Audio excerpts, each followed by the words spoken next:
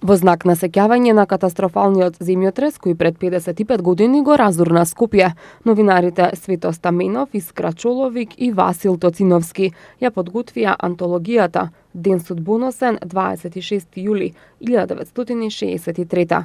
Промоцијата на антологијата, која се одржа во Домот на културата во Автокоманда, ја отвори градоначалникот Борис Георгиевски, кој го искажа задоволството што токму општина Газибаба го помогна издавањето на ова дело, кое ќе остане за идните генерации, да свидочи за немилиот настан од поновата историја на Скопје. Ние како општина Газибаба со огромно задоволство го поддржавме издавањето на ова антологија, која преку песните кои се распространени на 326 страници, а кои изразуваат големата болка, страдање, тага, но и солидарност со Скопје.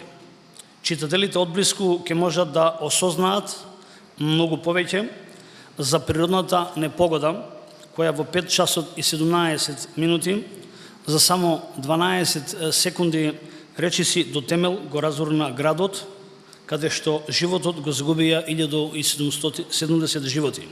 Повеќе од 4000 беа повредени, а околу 200.000 остана без покрив над глава. За крај, искрено посакувам оваа трагедија никогаш да не се повтори, а оваа книга да биде вечен символ. Универзитетскиот професор и писател Александар Прокопиев го раскажа своето искуство со земјотресот, кој се случил кога имал 10 години.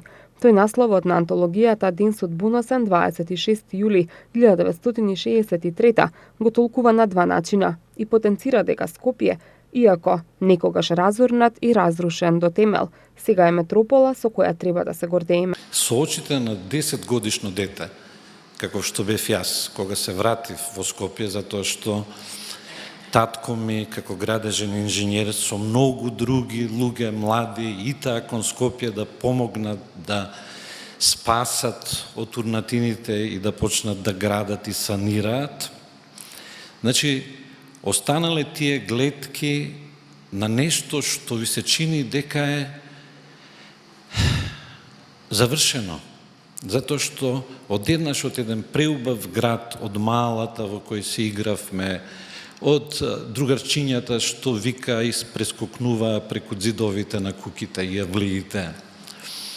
Одеднаш пред вас имаше само чад, смрдеа и плач.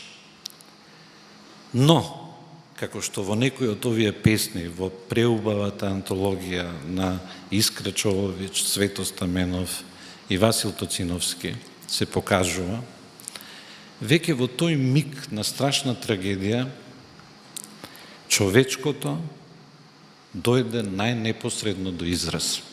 Одеднаш од сите страни на светот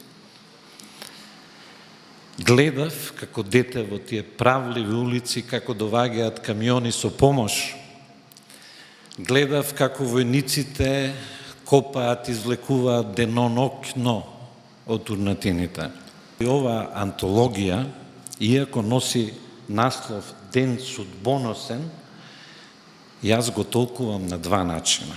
Ден судбоносен затоа што се смени ликот на еден град, но ден судбоносен затоа што новиот лик на градот се изгради со човечката солидарност.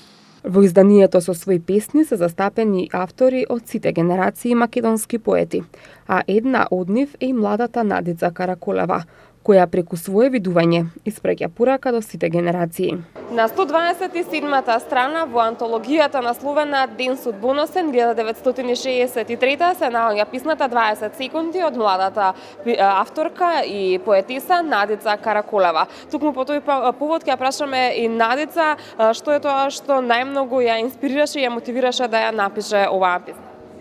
Добро вечер, благодарам за поканата за едно кратко интервју. Мојата инспирација потекна од тоа што како што гледаме, значи јас не сум го преживеала земјотресот. Слушањето на разните разговори од родителите и од оние кои го преживеале е многу страшно искуство. И како што ми го раскажува, така на некој начин и јас го доживеав, но го доживувам преку сакам да го објаснам преку песна. Со тоа што секоја година се одржува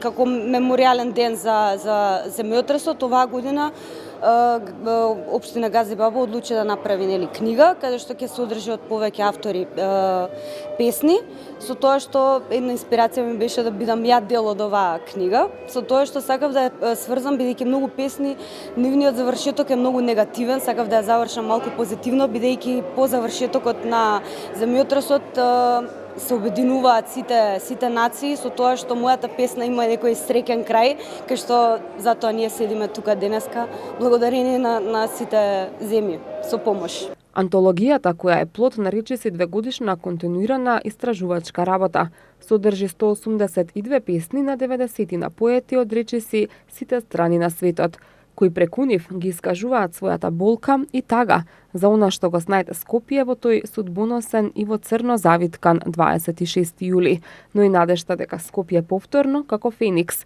ке се крене од пепелта и урнатините.